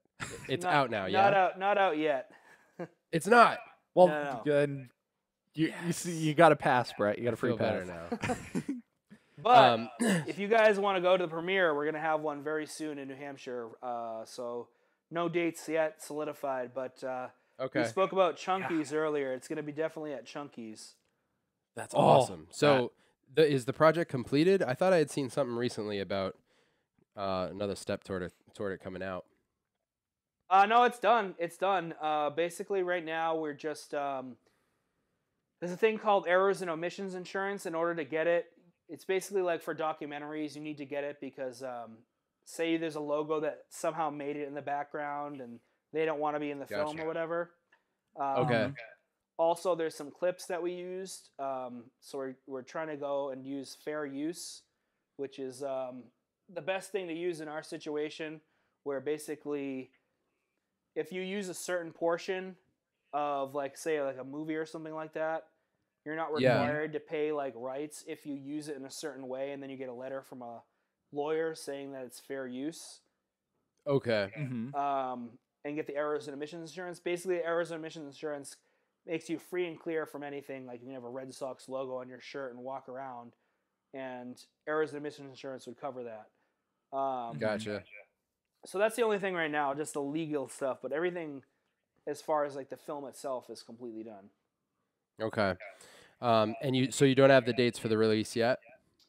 Not yet. Right now, we're kind of just gearing towards like a whole big festival run, and then we're going forward with it after the festival run. But we are going to have like I said, like a family and friends kind of screening in both Massachusetts, New Hampshire, and in the Los Angeles area. That's awesome. That is awesome. Yeah, I'm stoked about that. Yeah. Do you want to give for anyone? So you said that's going to be like a family and friends. That won't be like open to the public kind of thing, or? I mean, like if people hear this podcast, they're friends of mine. Okay. Yeah, because I was gonna say like we can make a post about it. Totally. And do you want to just share briefly? I know we did on the last podcast because you were working on it, but just briefly, what the film's about and the story behind synopsis. it. Yeah. Sure. Yeah. So basically, back in 2013, a good family friend of ours, John Hernandez, died due to complications stemming from sickle cell anemia. And before he died, he was writing a script for a horror film that he wanted to make with his friends. His friends being my brother, me, and a few other friends, all with their own disabilities. My brother has spina bifida. Two of his friends have autism on different points of the spectrum. And basically, they saw it as a huge way to honor their friend if they went ahead and made his film, even though they had no kind of experience doing so or any idea like where to start. Mm-hmm. So essentially, our documentary is the year process of them putting everything together, shooting it, and getting everything done. Oh, that's interesting. So it's like, so you're just following their steps to making the film. Yeah, and they literally had no idea where to start. Like, didn't know how cameras turned on. Like, didn't know that they had to get actors. Didn't know how to get locations. Yeah, they just so it was just like a huge. It's basically catching their learning process on camera, as well as like putting together like a tribute to John's life. So the film kind of starts out with like talking about John and what John meant to all these kids' lives and everything like that. Like, he wasn't just my brother's best friend. At the time, he was actually living with my brother in the room that I used to live in before I moved to California. Really? Jeez. Yeah, so like he was actually sickle cell anemia. Like what he had was like just so debilitating that a lot of times parents aren't equipped to even deal with their own children's like problems, and when they get older, you know, it's hard to keep it up. Like a lot of people like think like, oh well, when someone gets older they can get a job and stuff, but like the jobs are very limited if you could have a seizure at any time and people are there that don't know how to deal with the seizure, or if you get very, very tired and unless someone looks at you that knows what to be looking for, don't know if it's something to where you're going to like pass out or if it's just like you being natural fatigue. Right.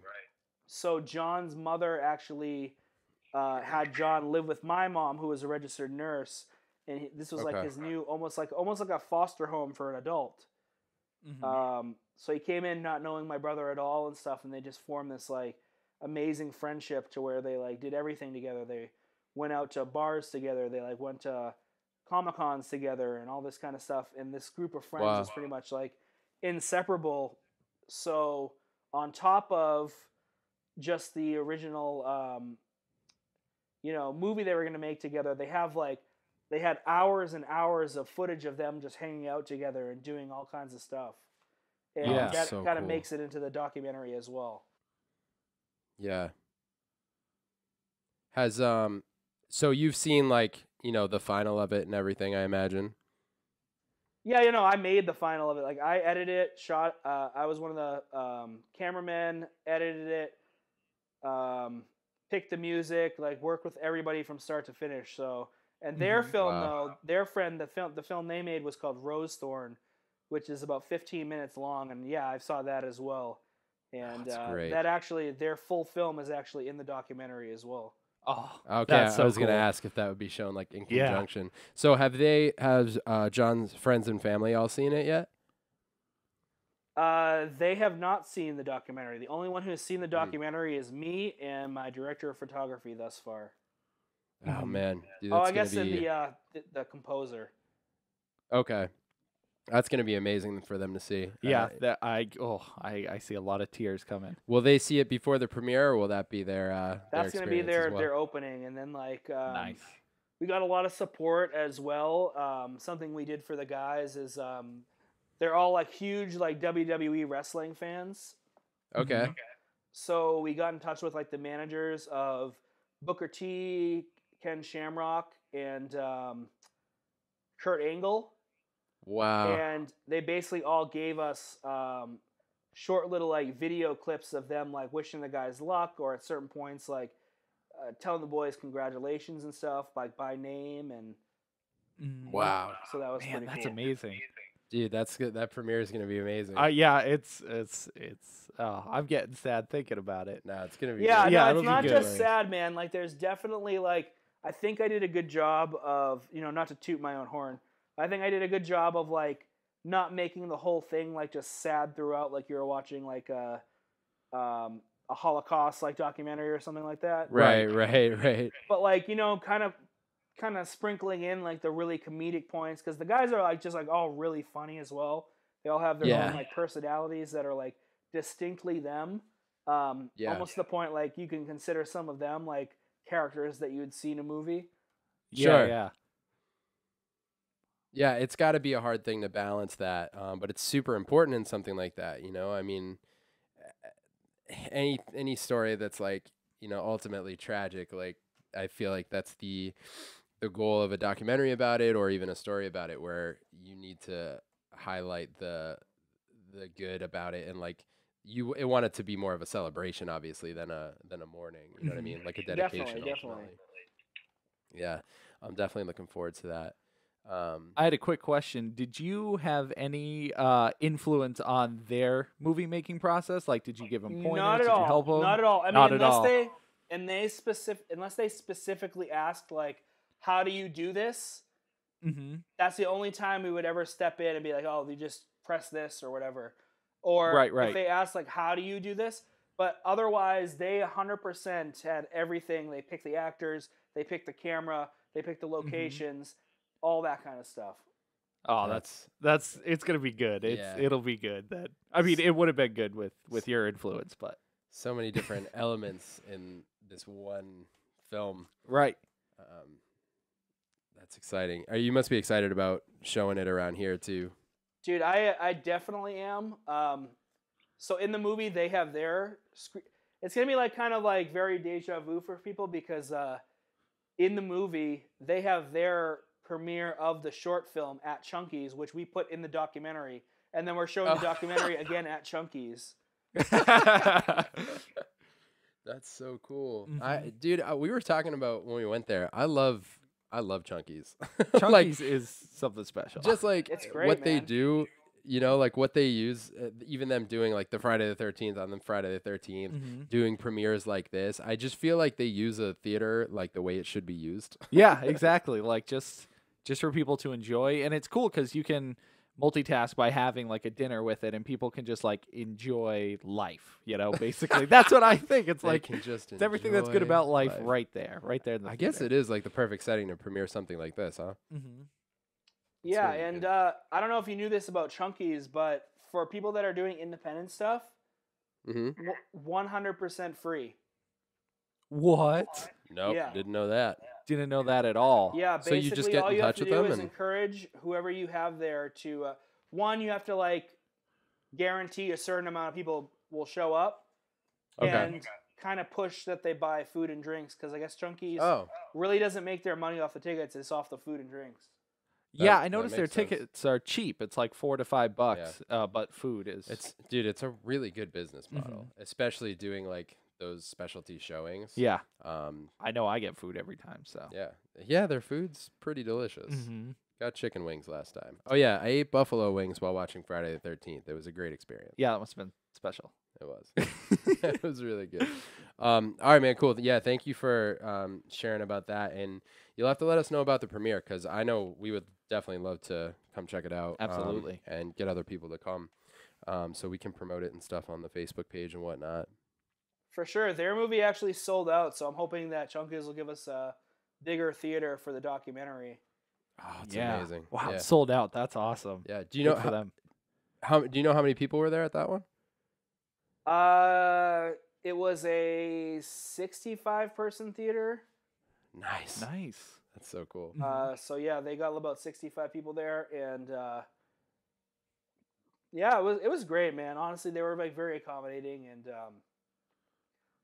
you know, the whole thing is very nostalgic. Every time I shoot in New Hampshire and get a chance to, I try to as much as I can, because it's just like the most nostalgic. You know, there's a lot of nostalgic stuff in the movie. Like the place I grew up in randomly shows up in the background of like different interviews and stuff like that, but we never talk about that being like where I grew up. Mm-hmm. It's just there. Yeah. So it's you just know. there in the background, and then like they decided to shoot like a scene on the bike path right next to my house growing up and stuff. So Wow. That's funny, man. Yeah, that's cool. I'm excited about that. Me too. Was there anything else you guys had in movies? Not I don't me. think I have anything. No, I'm good too. All right, then we get to go to video games. Video games. All right, sweet. So, it's October, but I don't really need an excuse to talk about horror games because they're like my favorite ever. So I'm just gonna go ahead and throw out a favorites question. Do you guys have a favorite horror game or like experience with a horror game? Mhm. What is it? Tim, don't just nod at me. I'll punch you right in the neck. Edward's the guest. He should go first. Okay, I should I go just wanted first? you to say that. Dude, Yeah. my, Yeah, you go first. my favorite horror game, bar none, of all time is Manhunt for the PlayStation 2. That's pretty solid. Yeah, That's yeah. a good choice. Manhunt's a good But game. I didn't. You have to play on Yeah, hard. go ahead. You have to play on hard. Ooh. Okay. Because Yeah, you got to be pretty stealthy in that game. Yeah, the game totally changes if you play on hard as opposed to easy. Easy, you can see where all the bad guys are. Hard, there's no radar, so they just literally show up. Oh, that makes it scarier for That's sure. a game Because changer. yeah, when you see him coming, No you pun know. intended. But yeah, that game's really good. It dated better than most Rockstar games, I think. Like Yeah. it aged well. Yeah, That one's easier for me to pick up than most other ones. Mhm. That's interesting. So you would say that's your best. Do you have any like specific moments in it, or you just really enjoyed the game? Dude, just the last all the way level through? where you have to fight the pig creature, the Texas Oh. Chainsaw Massacre type pig guy, is Yep. insane. Insane. Yeah. It's crazy. It's scary. It's hard. It's all over the place. That was freaking PS2? thing. Yeah. Yeah. And definitely Yep. push the limits, PS2. too. Oh yeah. Oh my God. What with gore and whatnot? Just everything. Yeah. Just like. Oh yeah, that game. It was pretty good. Mm-hmm. Yeah, and it even I don't know. I heard it got an AO rating. I've never seen like a copy with AO on it, but Was it? adults only. Adults But only? You guys can't see, I don't but know. I'm literally holding it in front of the camera on my end. Yes. oh, that's perfect. Great. That's great. So geez, so a horror game. I mean, Resident Evil, the original, Yeah. always sticks pretty well in my head. You know, Yeah. the dogs jumping through the windows. That's a classic moment. The My B favorite- horror acting. My favorite would have to be Resident Evil 4.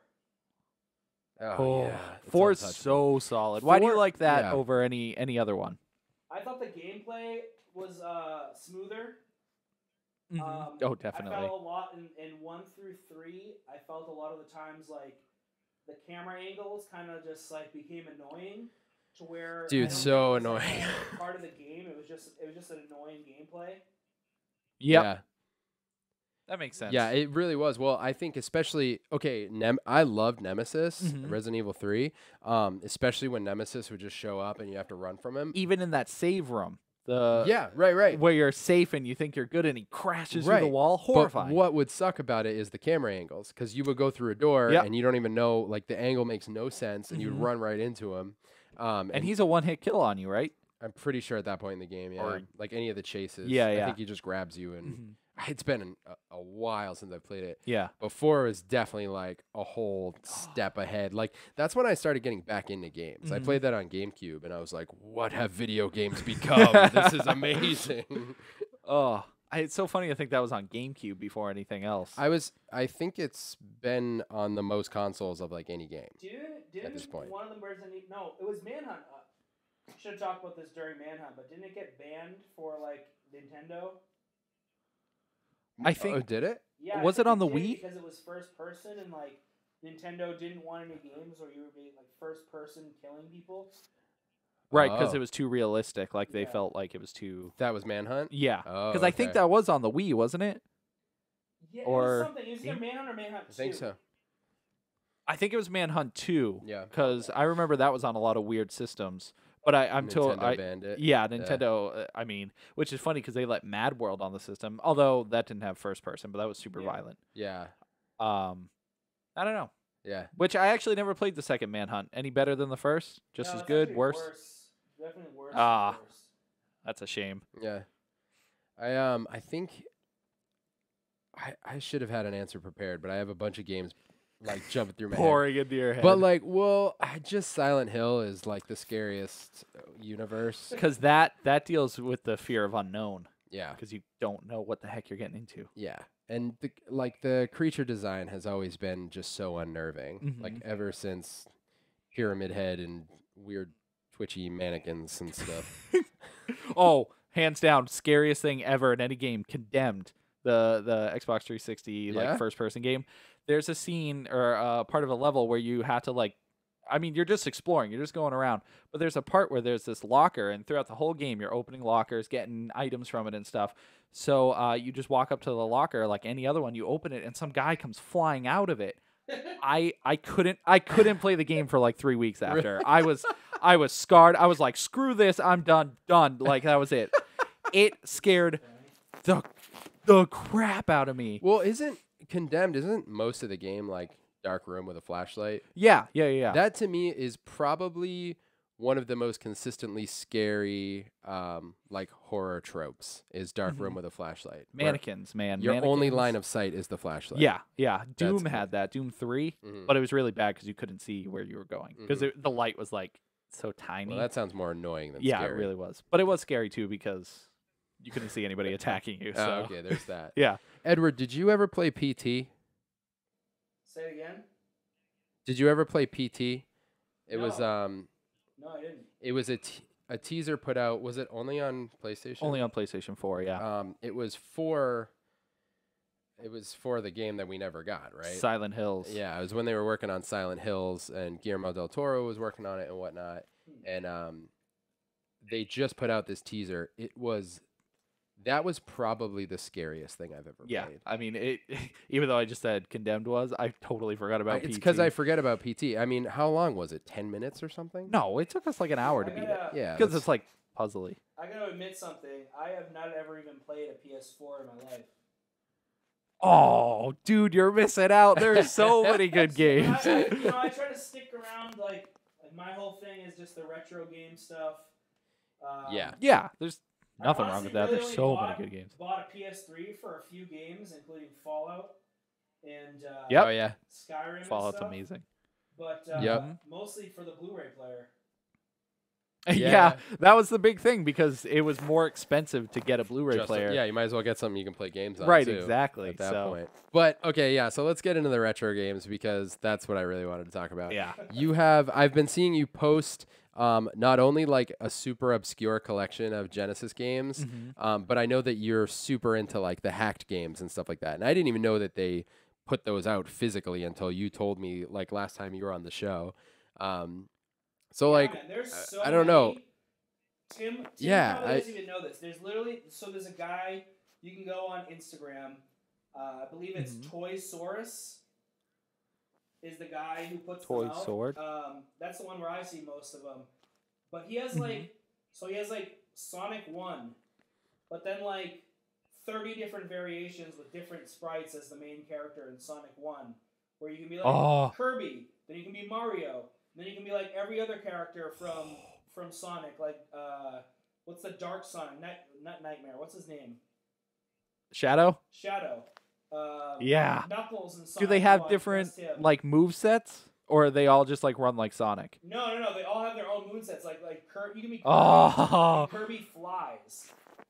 Oh my God, that's so Dude, cool. Tim's having a heart attack over That here. is so cool. Yeah, and it's That's not amazing, just- 'cause- it's, like those are like the lower level, the lower tier of like what is actually out there. Like there's like you can play Streets of Rage 2. Oh, I or love that Streets game. of Rage 3, but instead of being the Streets of Rage characters, you can be Beavis and Butthead, Yeah. or you can be the Simpsons, or you can be the Ninja Turtles. Oh. So it's And pretty- different move sets, all or different like move- similar? move Like are sets they? that would use in the actual game? So Oh. it's all been like button mapped, and even Yeah. for like Streets of Rage 2, if you do the Simpsons ones, all the final bosses are replaced with Simpsons bosses. That's incredible. No way. Yeah. That is so cool. Yeah. Who are these? And then there's black like a bunch magicians? of games. There's a bunch of games that actually like never came out on anything. But do you guys remember? Not a lot of people knew about this, but they had like Sega Channel. Yes, I have heard of that. Okay, so a lot of games it's super only cool. came out on Sega Channel, So people then later on re-released them like way after like the Genesis shelf life as physical things, like their own artwork and all that kind of stuff.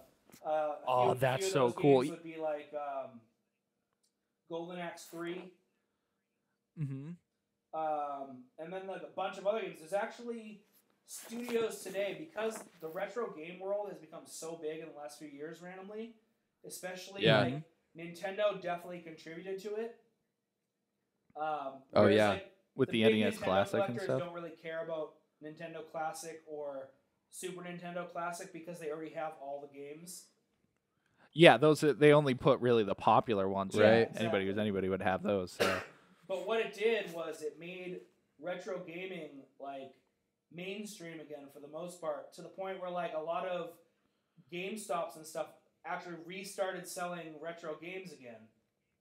I saw that they're only doing it online, at least around me, like in New Hampshire and stuff. But it's so interesting that everyone's getting back into it. Are they selling like resale or? Yeah, they're taking them in. I don't like only certain places though. I don't know if you can do every GameStop, but like I was looking the other day, they were having a sale, and it was like 15% off or whatever on shipping, but you can get a Dreamcast for $30 through that, and I was like, whoa! I already have one, so I get it just because I love the system so much. But get this, man, there's companies today that are making brand new Genesis games for the Genesis now.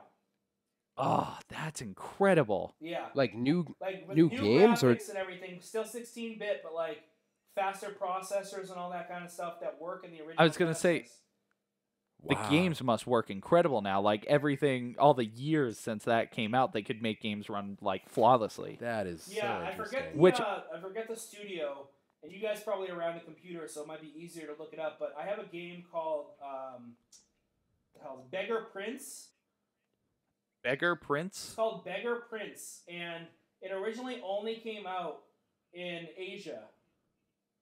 And so the original company re-released it in like 2003 in like for the Genesis? For the Genesis in English, and it's the last official release for the Genesis was in 2003. That's crazy to hear, cuz that's Oh man. And they've made so many games since then, and they continue to make games. Dude, there's like a lot of the games that are coming out are like games that were never released for. They're either brand new altogether, or they're games that were never released for anything but arcade. Oh, that's super cool too. Yeah, like a lot of side scrollers where you can have like 4 players on screen at the same time fighting with each other and stuff like that. They're introducing online play for the Genesis. You can do that like now? Yeah. So like, what? I have the Retron 5. So the Retron 5 is kind of like, it's kind of like want that so badly. The new like standard for I don't want to say clone games because it's not a clone because you're playing the original games, but for $150 you have a system that plays Famicom, Super Famicom, Nintendo, Super Nintendo, Genesis, Mega Drive, Master System, Game Boy, Game Boy Advance, Game Boy Color, and the cool thing about it is there's actually a save feature. Oh, that's so cool. So it saves it to the system or the basically like so right now that's what it has, but basically because it's a powerful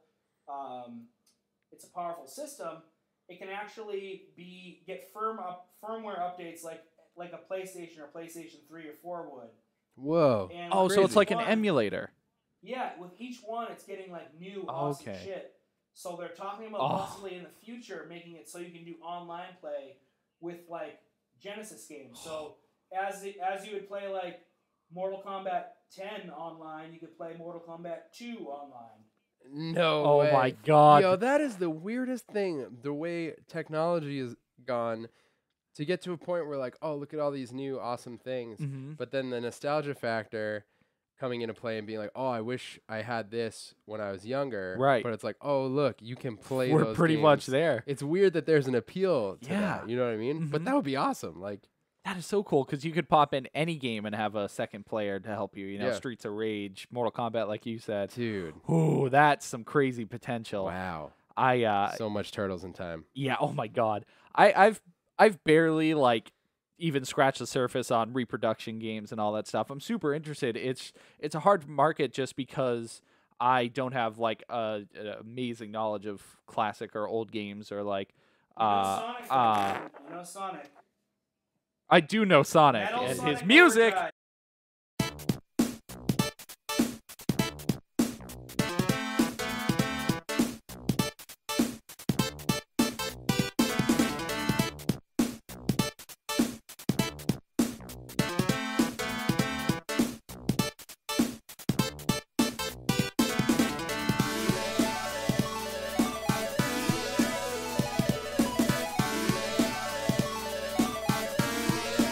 I will say this right now. I don't care who it offends. Mm-hmm. Metal Sonic Overdrive is better than any Sonic game that was actually officially released.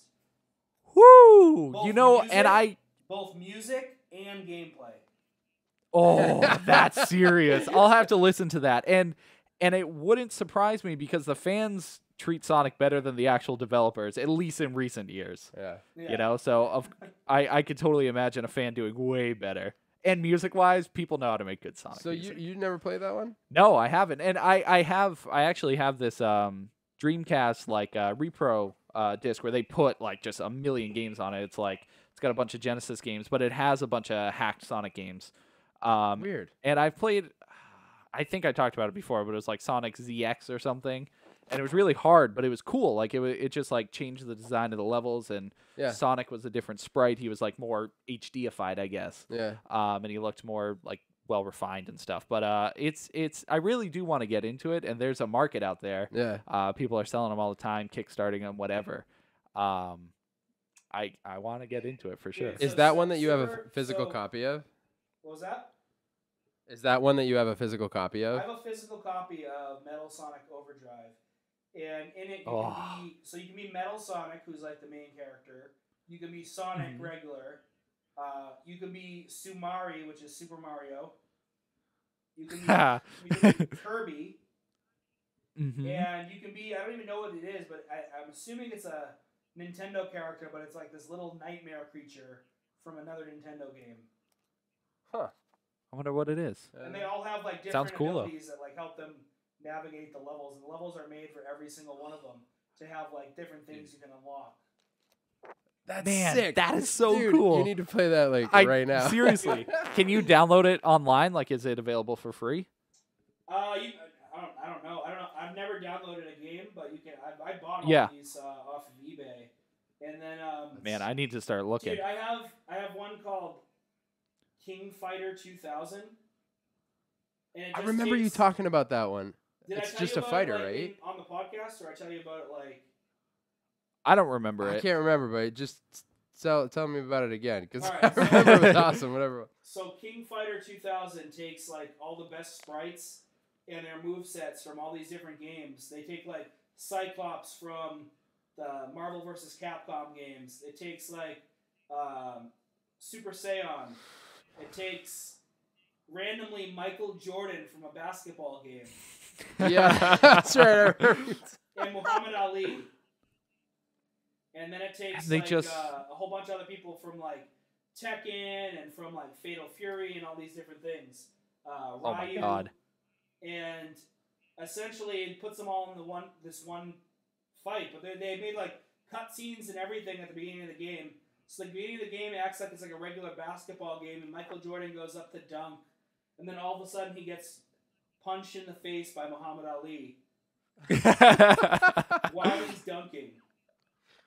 Oh That's my incredible. God. Like, why does this game exist? I would never think I'd see that in my life. What is the like fight mechanic of it? Like, does it play like a Street Fighter game, It or plays is like it Fatal Fury essentially.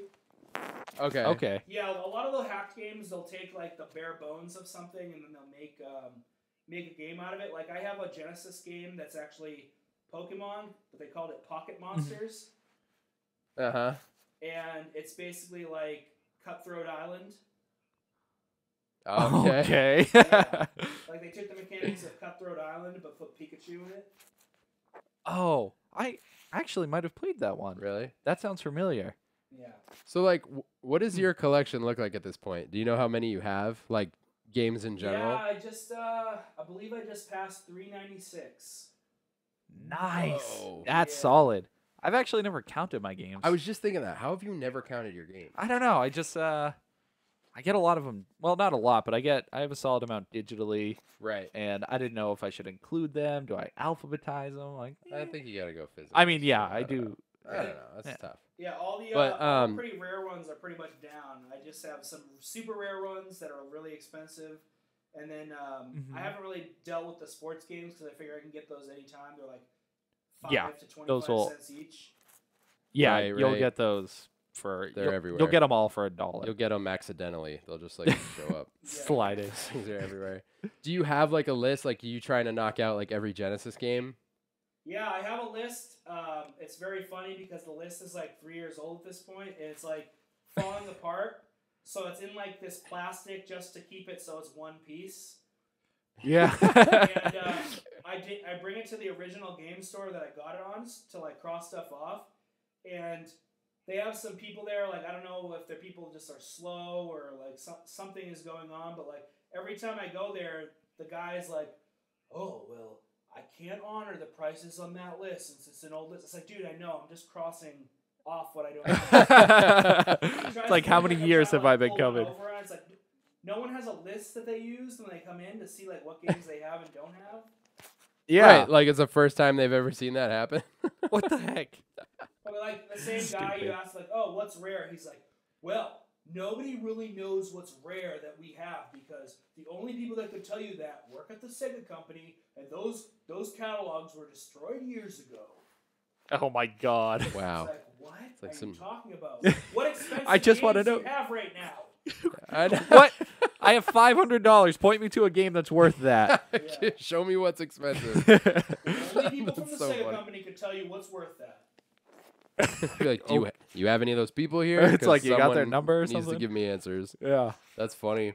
That's incredible. What is your rarest game you have? The rarest thing I have is not actually even a game, technically. Back in the days of Blockbuster, R.I.P. Blockbuster, Yeah. before downloading anything or downloadable games was a thing. In select locations, Blockbuster started something called Game Factory. And basically what Game Factory was, there was either a green or a blue basically like cartridge that you could actually put into a machine at Blockbuster and put any game you wanted onto it.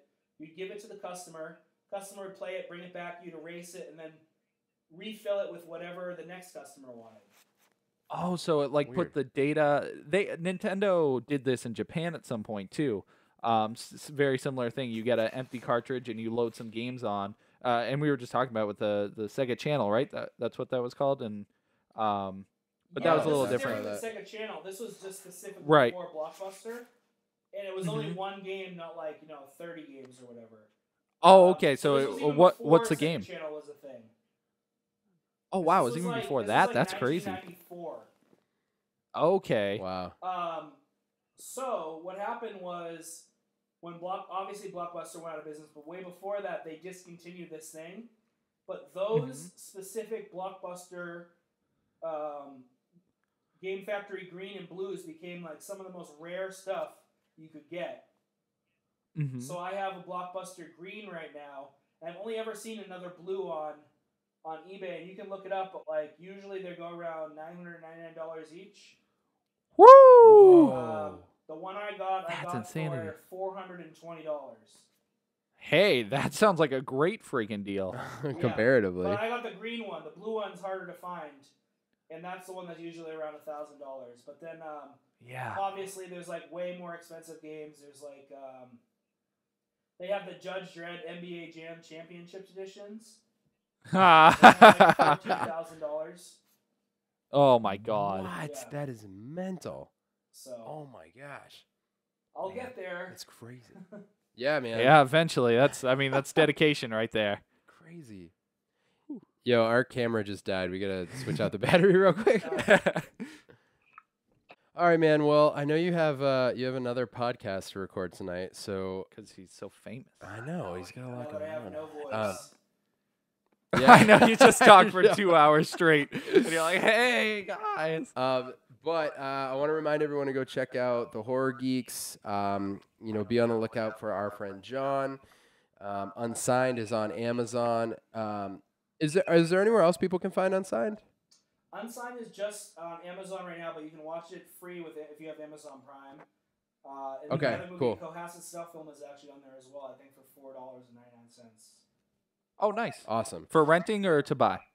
I think to buy. Nice. Nice.